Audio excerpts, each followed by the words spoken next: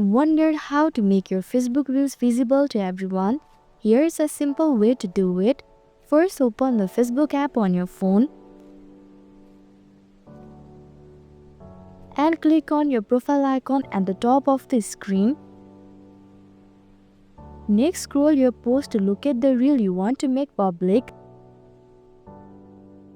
Once you find the reel, tap on the three-dot icon at the top right corner of the video. From the menu that appears, select Edit Privacy to access the privacy settings.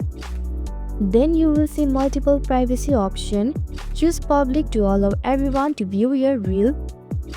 Finally, hit the Save button at the bottom of the page to apply the changes. Now your reel is public and can be enjoyed by all the Facebook users. And that's all. For more useful tips and tricks, make sure to subscribe to our channel and stay updated.